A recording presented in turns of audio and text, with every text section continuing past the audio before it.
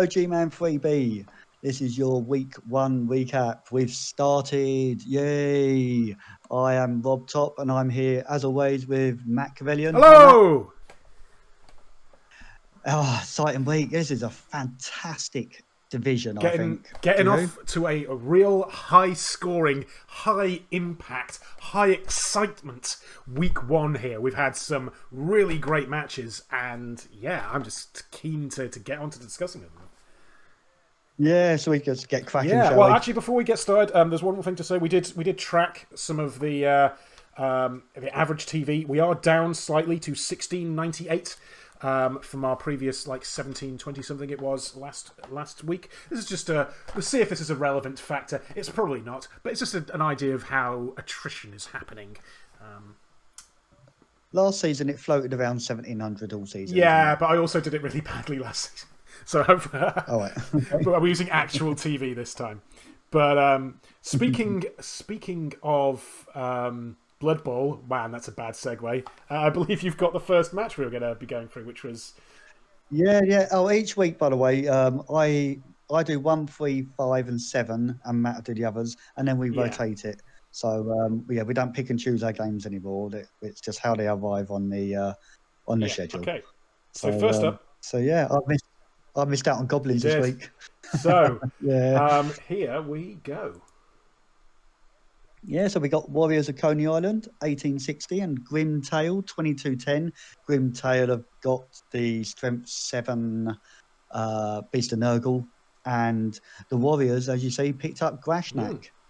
And yeah, straight away, the Cowboy, he's a wicked Minotaur. Do you remember him? He's got Pestigore, right? Yeah. Mighty Blow. Yeah, not the Pestigore, no, the Minotaur, for the Warriors. But yeah, so he's used Yappo straight away on him because he got injured. He obviously needs him in this game. This game was just like a bloodbath, basically. They were just really beating each other up. He counters here with a nice little foul because he's already down 2 players. So, he gets one back. Indeed. There's not too much... you see, Regen didn't work there. Was that a pow on a red dice there? That's an optimistic block. Yeah, double pow. It's Strength 7. It's just but yeah, it's as I say, not too much Blood Bowl, as in trying to Jon Snow's dead. Yeah, so a bit more blood than bowl, it seems, on this one.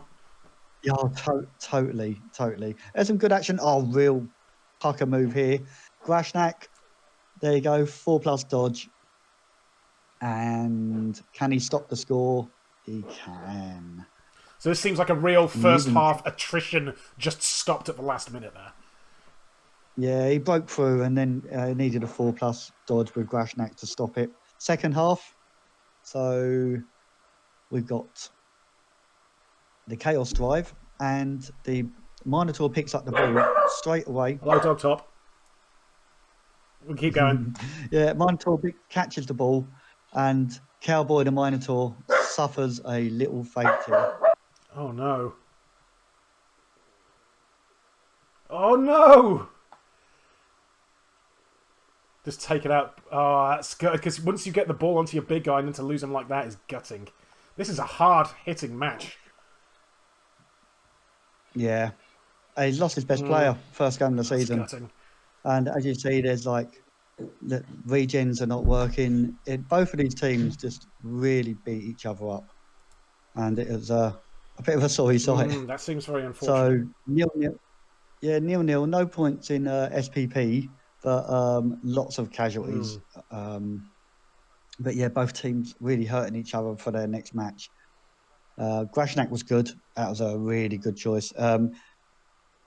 He took Babed as well, but the Strength 7 Beast of Nurgle, that's something else. I worked it out. A Strength 3 guy needs a 10+ to get away from him. So, yeah, that's going to be important this season, I would say. And we had a level up, which was Bluebeard. We did indeed. There we go. For Nurgle Warrior. What did they pick up? I didn't check. That's a great quote. Let's just bring that up now.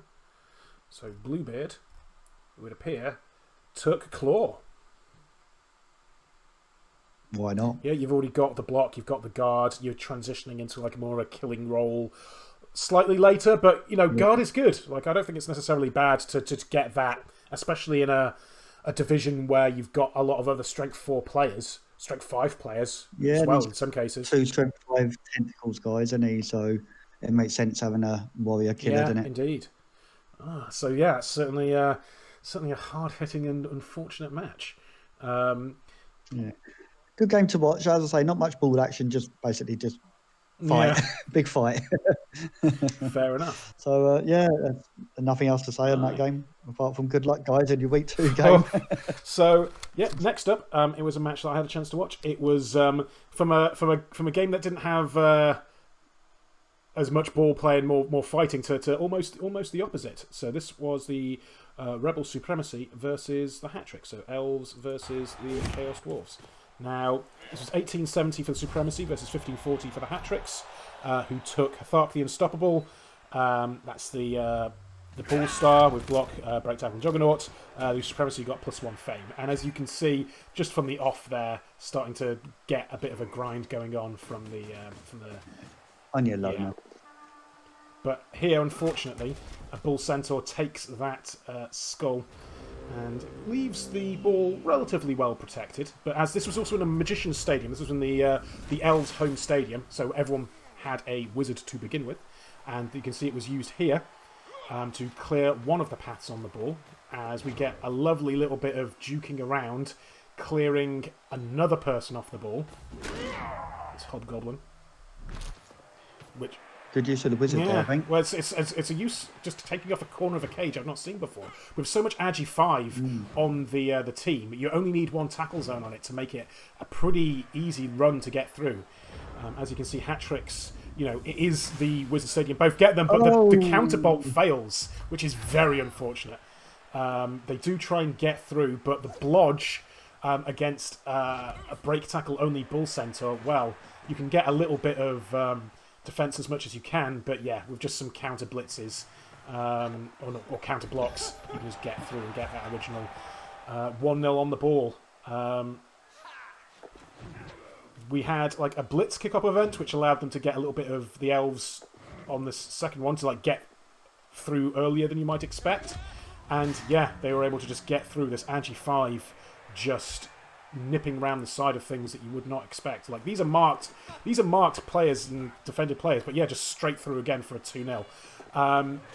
Highly aggressive play from the Elves, and we just saw a counter score from the Chaos Dwarves, which was caused by just getting through. The Elves were putting their bases against the cage, and they were just able to get through and get down and score there. We see here this is the end of one turn. A bit of the pushy onto another Agi 5 player.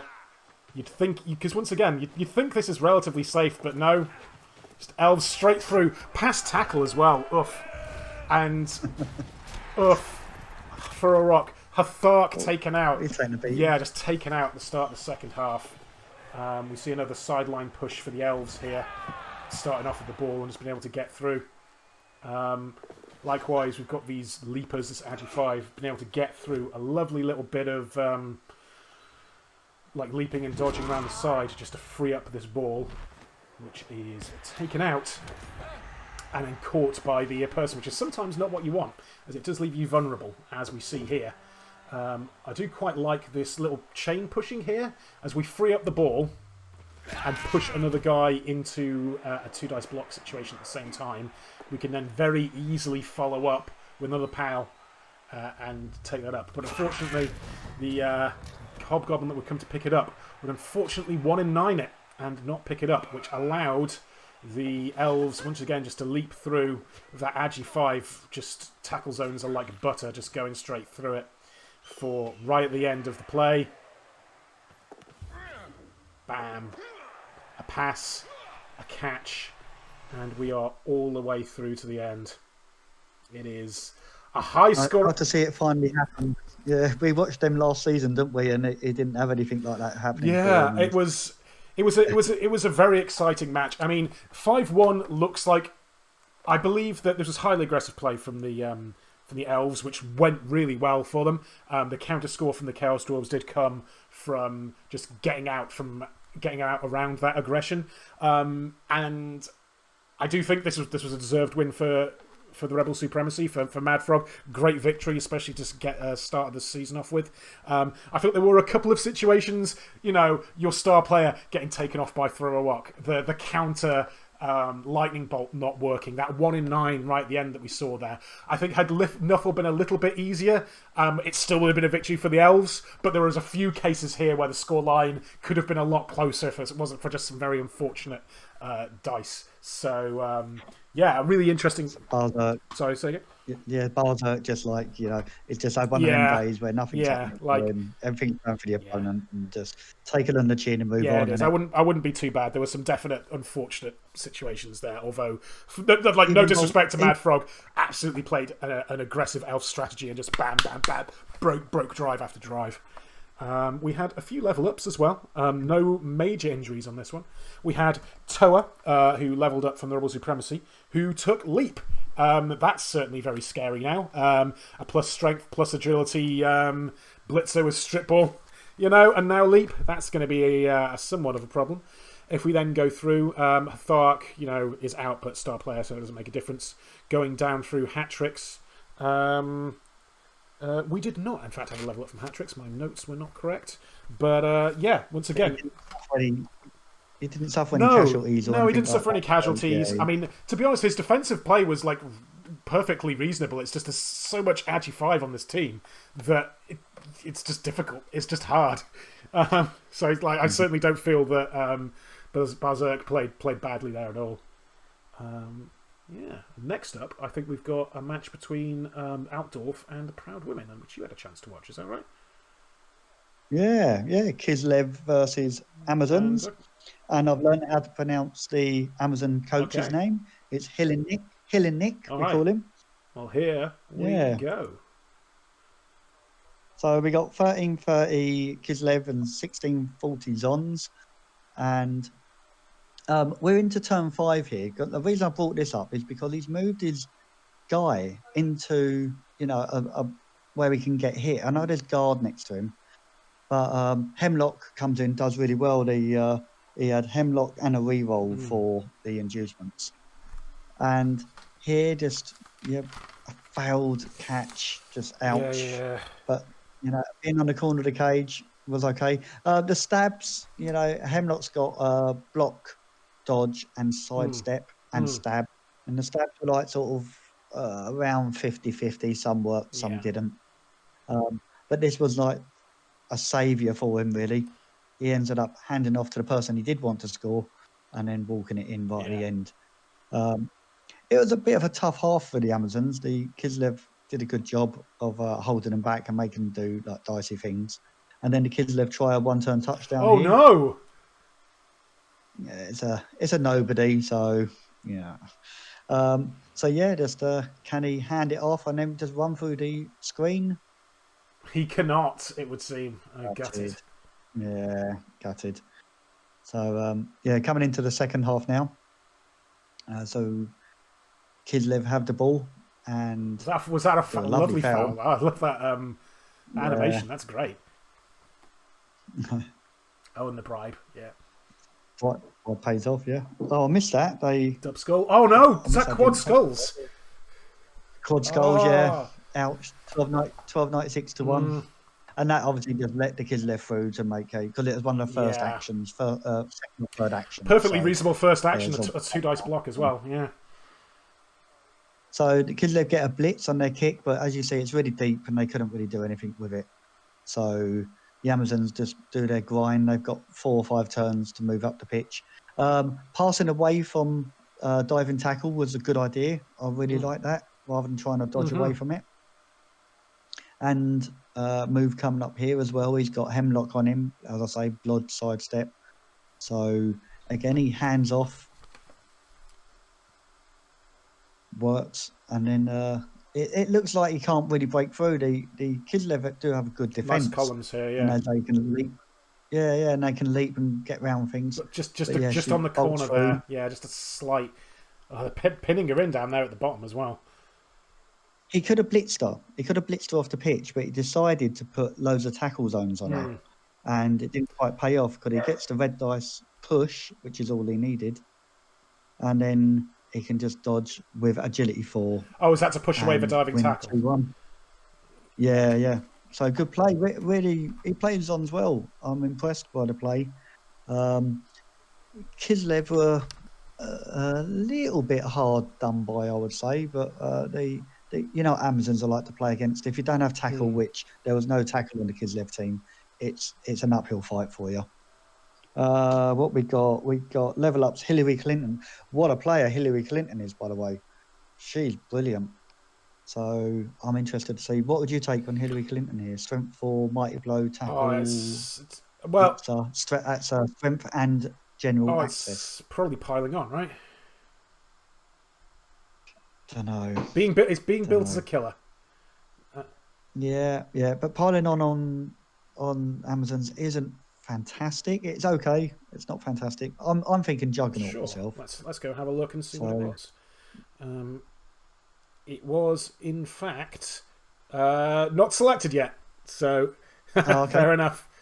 He's waiting for our opinion. I think, well, I'm sure they're not, because this is 3B. They might be waiting for your opinion. You play in Division 3. I do not. Probably down the bottom of 3. That's where I'm going to be. but yeah, I mean, certainly you've got some. I would take Juggernaut. Sure. I mean, I think there's an argument for building a killer for that Amazon match, mirror match, since you've got the tackle there. I think you've got Blodge, you've got plus strength, you've got mighty blow. Guard maybe is also always generally good. That's what's happened with Madonna down here, but that's an agility rather than a strength. There's fair options you've got there. Even strip ball would work as well. I wouldn't take pardon on. I wouldn't like to be leaving my strength 4 woman on the floor. So that's why I wouldn't take it. Fair enough. Cool.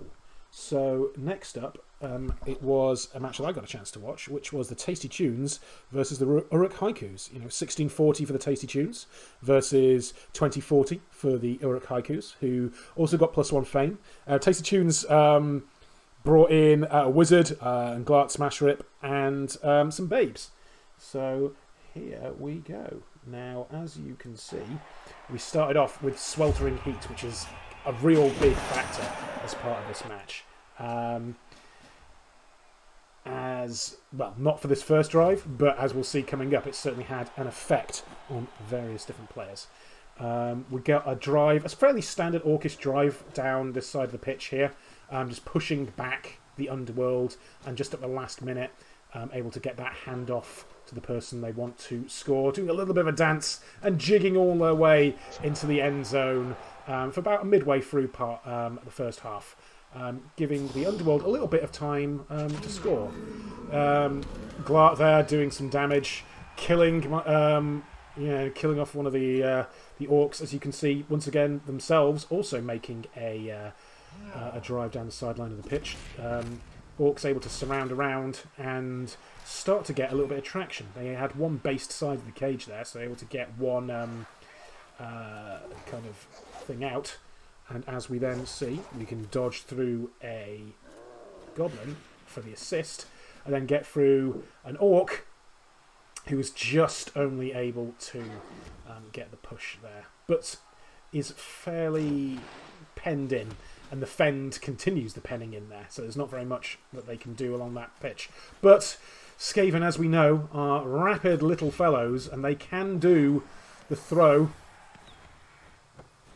But can they do the catch? They cannot. So we go 1-0 up into the first half. As you can see, lots of people out from the Heat there, but at half-time we've got 8 Orcs versus 11 of the Underworld, who, and a pitch invasion, taking out the Underworld. But it's real far back, too far to get anyone there, except, boom.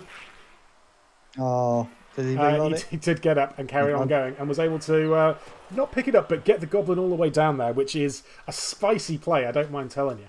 Of course, very easy for Skaven to kind of retrieve back onto it, though, getting their tackle blitzer there to take Leaf on the Wind out. A bold apothecary play to keep them stunned there. just to keep that pressure on, but they were able to recover it and get back down the pitch, as we can see by this later positioning now. Jumping on and getting a little bit of damage. Just getting some of that pre-scoring kind of technicalities out of the way, just in case things go wrong, because we do have a pickup. Gets it easily, though, and is just able to run it down for an equaliser partway through the second half, with the Wizard left over, though. Very good looking as the Orcs go down the pitch there, hopefully trying to get it to scud off the pitch, but was caught by the Goblin, as we can see. There was some counterplay that the Skaven can do, as they can run through on the Blitz for that 3 dice block, because it's a strength of 1 Goblin. Can't push it off, but can free the ball and recover it lengthwise. You'd think this is fairly safe position for the Underworld to be in, but this long shooting pass by Hamstown just to this other thrower, just letting down the end, gets the go for it. Just for sixes indeed. Just gets it at the end. I thought we were looking for a draw there, but just at the last minute, the Tasty Tunes were able to get one out from under them. You cannot discount those Skavens when it comes to speed. Nice. Set it up, left a person upfield, and just in case. Just in case, and it did. You've just got to leave yourself those options. It's good to do so. We had in terms of injuries, we had a death, of course, for Mahamoto Maisushi, just a dirty player lineman. It's not ideal, obviously, but there are worse people to have been killed. In terms of level ups, we did get a couple for the Tasty Tunes. We got Hamstown. We mentioned it in the recap, in the pre-cap. We wanted to know what they were going to go for. Because that was on Hamstown. Because that's Frenzy on a thrower. Do you remember we was pointing it out? Yeah. And thinking, so that only 1 SPP away from. And what do you think they went for? I don't know. They have. They went for horns, turning this into an additional blitzer, basically, that also has sure hands for doing ball recovery. I think that's interesting. So you've got one thrower that's basically being built as and Hamstown can obviously catch. They've got this ability to recover the ball, but they're basically doing it as an additional blitzer, just presumably to have another piece that's not a goblin. So I'm very interested in that. The agility's kind of. It seems like they had a plan, and they go, well, we'll take the agility anyway, because why would you not?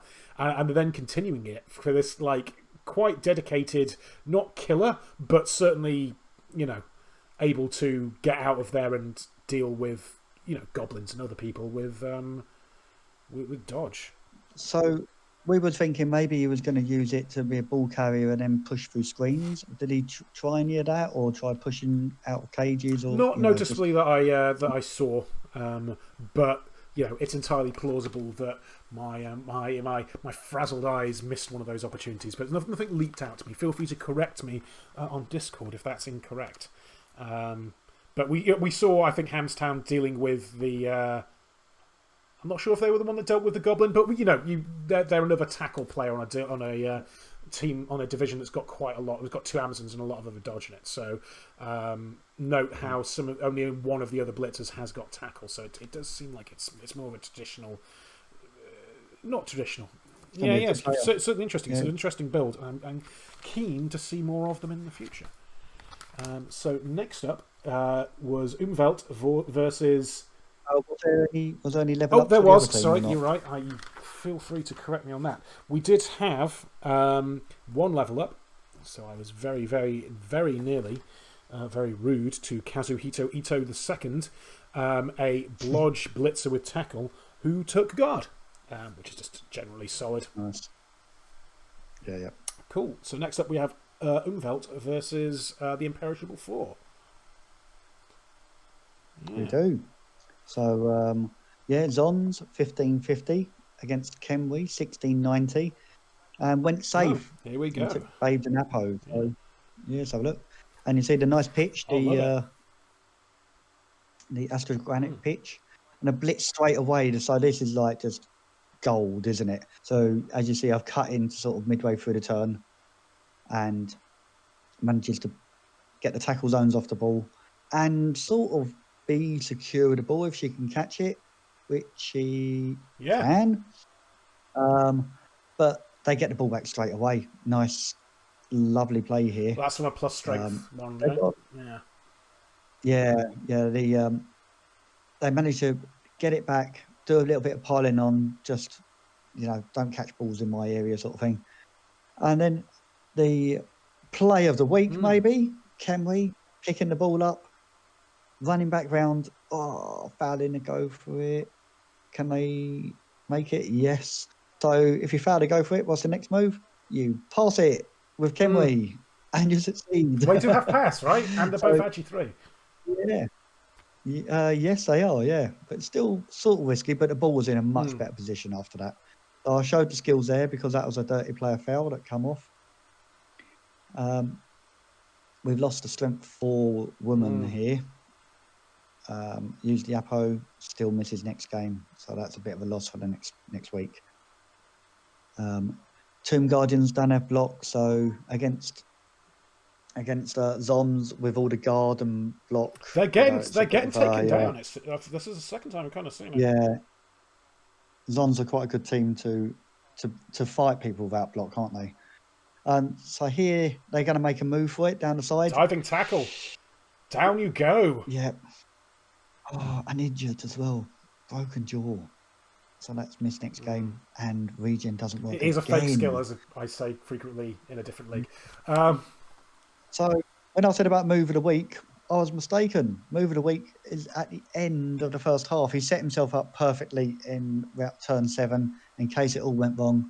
And here we go. You see he's just blitzed the guy out of the way so he can catch with the woman and then run up and do a handoff. Will it work? It will. It's good. Yeah. And is that a go for it? 1, 2, 3, 4, 5. No, it's straight in. That's a lovely score there. So right at the end. Change the game. That's Kenry drive, and they've managed to score in the Kenry drive. So the next half was basically the Zons breaking through and stalling for a couple of times. Stalling may be the wrong idea because when you're 1 up, you might as well get that score, right? Yeah. But they didn't get the power, and she dodges away. Are they going to stall again? I don't think so. Just getting that SPP where they need it. Yeah, onto the catcher, because catchers want block and sidestep, I can imagine. Yeah, and that nails it, But so, the Kenry decide, can we score right at the very end?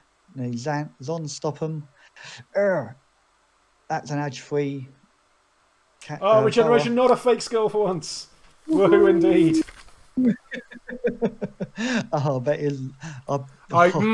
you had a lump. That's squeaky bum time there. Yeah, considering regen didn't work for the rest of the game. But yeah, the Zons were hard to beat in that game, especially when they turned it around at the end of the first half there. So really well played, and that Zons team looks hard to beat. Level ups, we had no level ups in this game. Okay, we did get an injury on Liao Zhaoyi. Probably butchered that. My apologies. Probably on a rookie line woman, an AV bust is not what you want there, really. So I'd imagine they're going to get fired. But we will see as that comes up. And an unfortunate couple of missing next games, missing a Tomb Guardian and probably the more experienced, the legendary Thro-Ra missing next game. So that's not ideal for whoever's got the Kenry next. Yeah. Cool. The TV was 1690, so that's going to be reduced a fair bit. Yeah, it would seem so. Cool. So next up is a match I had a chance to watch, which was the Goblins. Yeah, 1380 for Trusting Gob versus 1640 for the Sit Down Boys. We're in the Goblin Stadium. They've got cheaper star players, so they've taken Bomber Dribblesnot, Fungus the Loon, a Wizard, 2 Bribes, and +1 Fabe. So the Goblins getting everything to start off there. And the other thing that they kind of get to start off with is, as you'll see, a lovely bit of rain from Nuffle, just starting to rain as they take the ball. As you've seen, Kendra likes to keep the ball on the pogo as the ball carrier. We see the elves here using their own leaping to get through onto the sidelines. Only a push, but strip ball means that the ball does kind of go off there. Did you say you'd spoken to Kendra about knowing that was a mistake or something, Rob? Yeah, I watched the stream, and also he mentioned it afterwards, saying he didn't leave enough room for his pogo to sidestep in from the touch from the sideline. So as we can see, just getting through, picking at the board, passed by Lord Fluoride, just all the way down to, and we just skipped out a turn. They weren't able to get there, and the Elves were able to get the match off to a start, 1-0. Once again, this is a match with much leaping in it, as they're able to get there and use wrestle this time. A fine wrestle to free the ball, but is caught by another goblin. Now, the counterplay here, the blitz comes in, you've got tackle, so defender stumbles is enough to free it. Knocking out the goblin is always a help, get him off the pitch, and the ball kind of just lands in a relatively safe place there. That was able to stop the drive. They weren't able to get any further through from there. So we go into the second half with the Elves 1-0 up. As we can see, changing weather goes straight back to nice weather for the Elves. Not that whoever's in charge of the weather here is just, it's like no. The Elves, for your drive, you can have some sun, but you can also have a bomb that falls backwards and is caught by the other elf. Is by the elf behind it, who now free up a little bit of space, blitzing away the goblin, and we've got the ball here. We've got a handoff to a different player with more passing-orientated skills. Can then come down. No interception. Lord Fluoride again. Oh.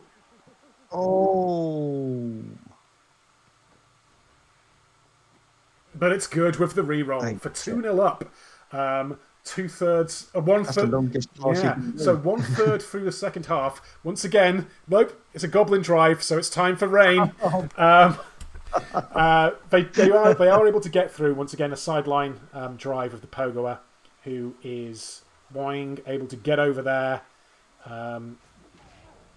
Dodge doesn't work against the tackler, but you do have some rerolls left. Only 2 rerolls starting with the goblins there. And they're able to boing their way all the way down to the pitch. Sure feet used. And get that score. Yeah. So we're down to turn 15, but the wizard is still in play. The elves cage up. They probably should have kept a bit of a looser cage, but it's easy to forget. But they look to be in such a safe position here. But the fireball has just completely wrecked this cage. Enough so that a troll can just run through, get a 3 dice with those assists, and bam. Knocking him out helps a lot there.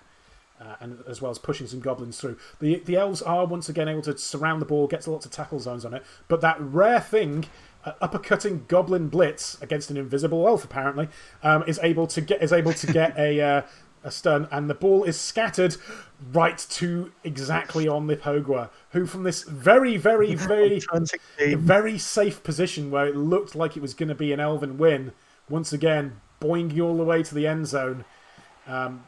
Gets a last-minute 2-2.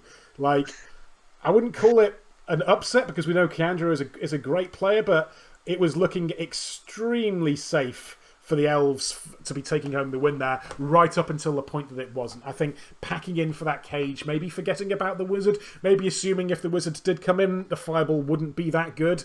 But alas and alack, the fireball was that good. And they were able to come in with a very well-earned draw for the goblins there.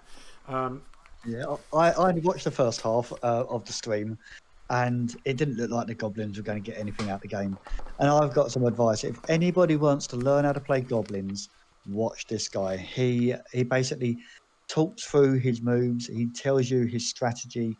He tells you like why he's not moving people, like for instance the fanatics, in order to keep his position for the next turn.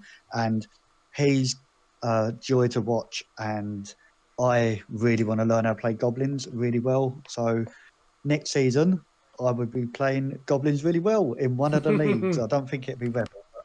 But but yeah, honestly, anybody just wanting to learn them, great stuff. Kiander's Cool. brilliant. So no level ups for the goblins, unfortunately, but they've already got quite a lot of the skills that they want. They probably want to be keeping the TV relatively lean for everyone who's not here.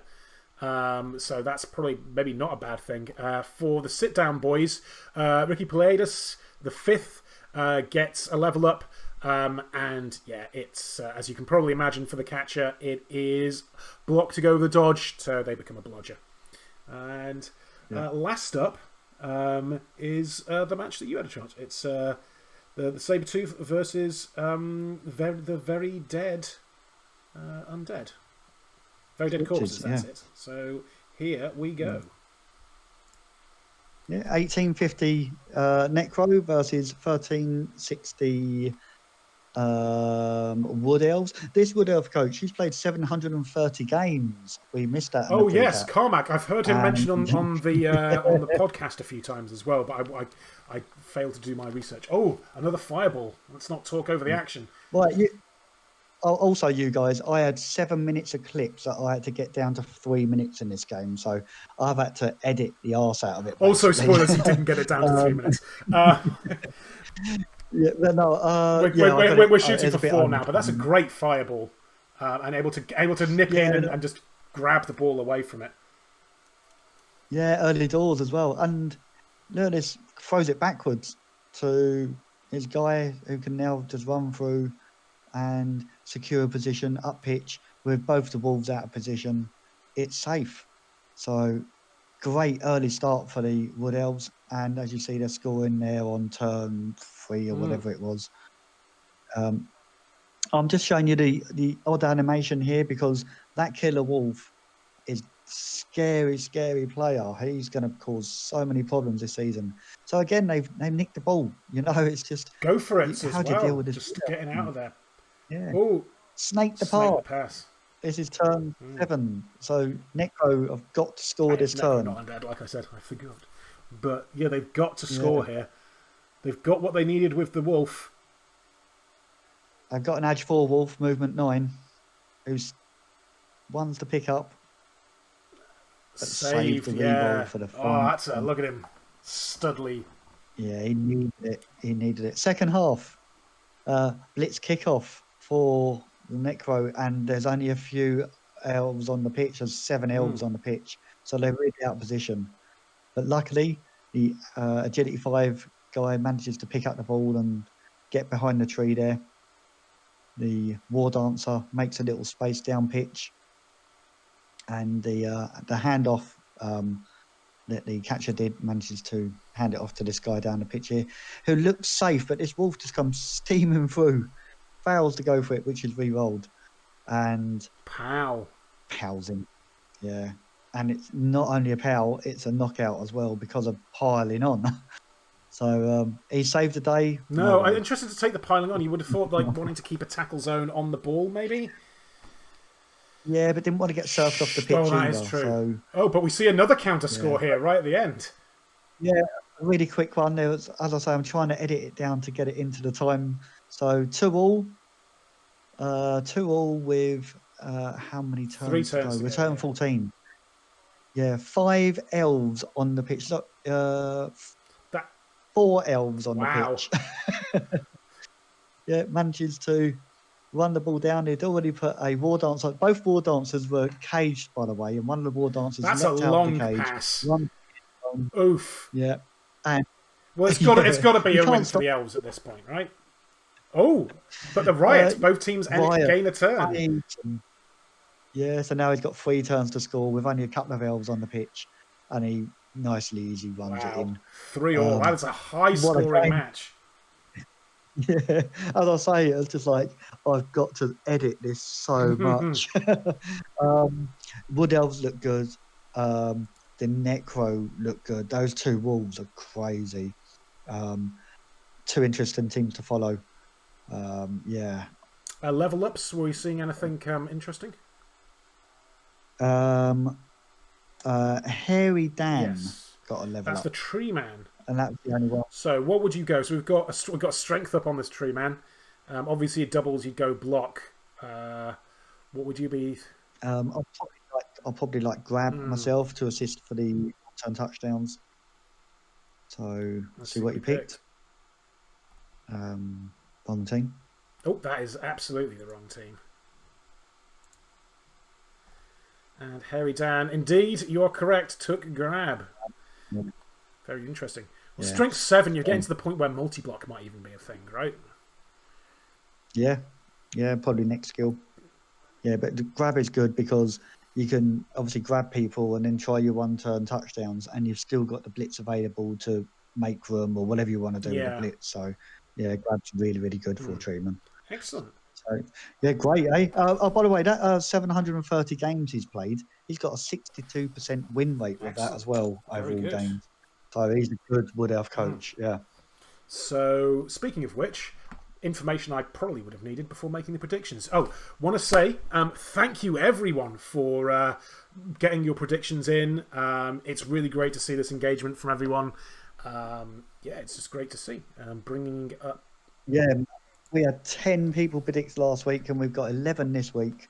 So we're going to give it a little bit of attention. Yeah, we are. So we're going to start off with the forfeit punishment, which is between myself and you, Rob. Well, you've done pretty well there. You got 5. You've nailed the outdoor proud women match directly, and you've got the correct one, the correct kind of result for the other 2. That's very good. However, we've had some coaches like Coach Cool doing good. Mad Frog scoring a big 9 points.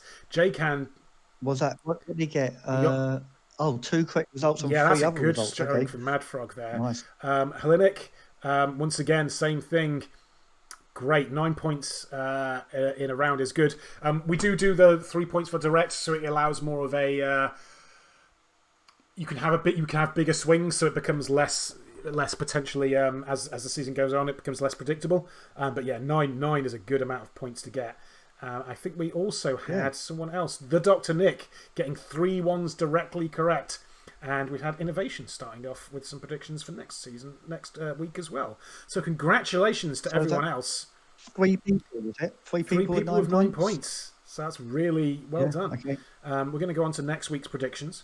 We're going to talk through ours, and we're going to have a brief look at what some of the people have done as well, although there's a lot of people, so it's going to be quite tricksy.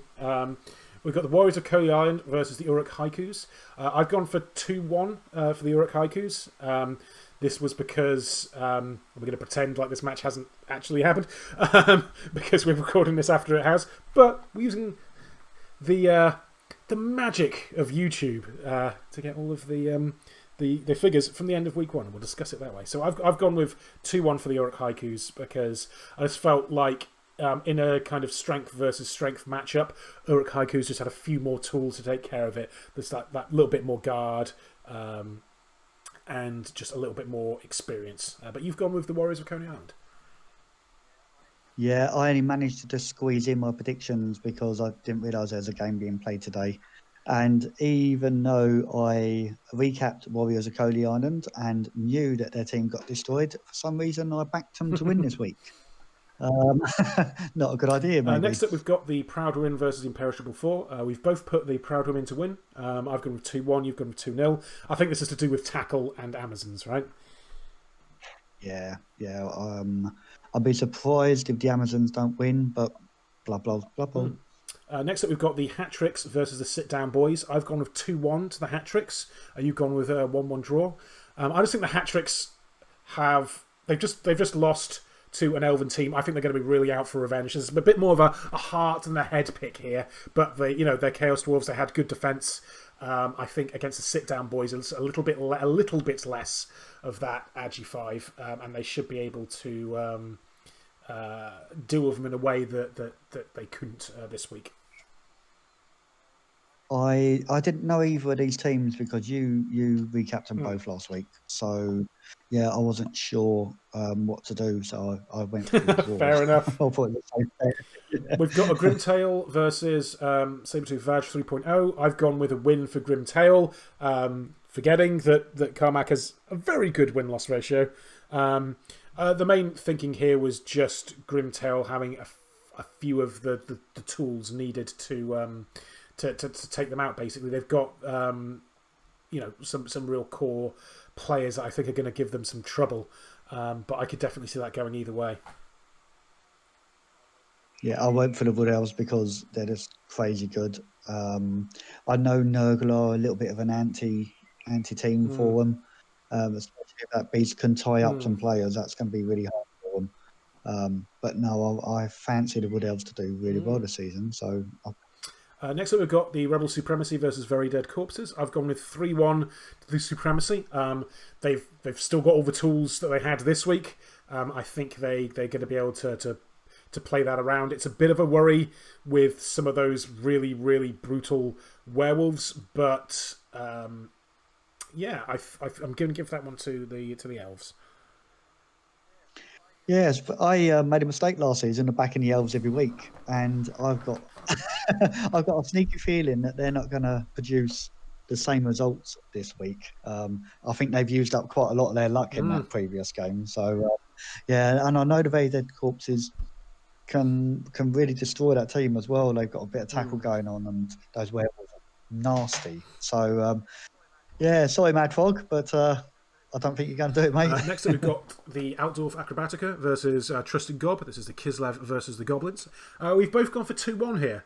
I think this is basically both teams kind of doing their game plan. Potentially a Pyrrhic victory for the Kislev if the Goblins are able to get some damage in there.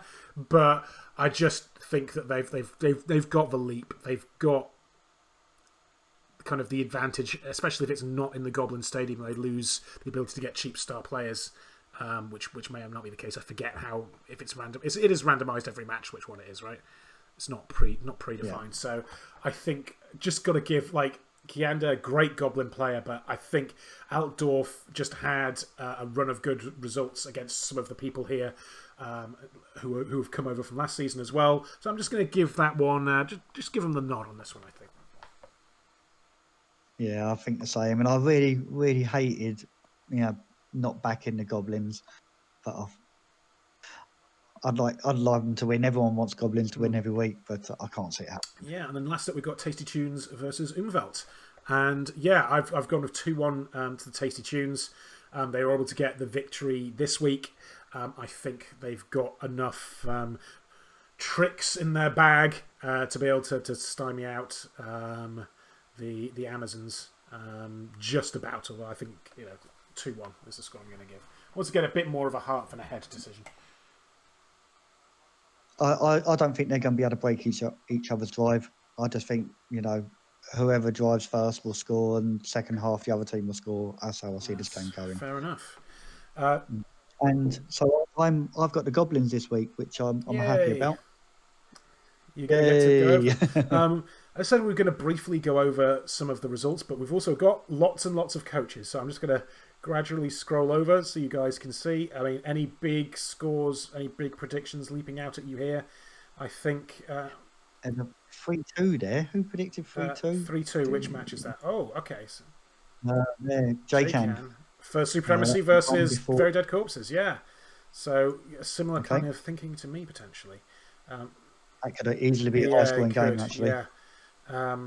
Just going across. I think next week I'll figure out a slightly better way to display these predictions, but we can discuss them in the chat, because a 4-2 victory here as well, like big money numbers on that Rebel Supremacy match. So that's very interesting. Thank you for joining the predictions this week, Innovation. Don't worry about being behind. You have literally 1 point less than me at this point, and I did the predictions. So it can change real quick with the 3.4 score. Yeah.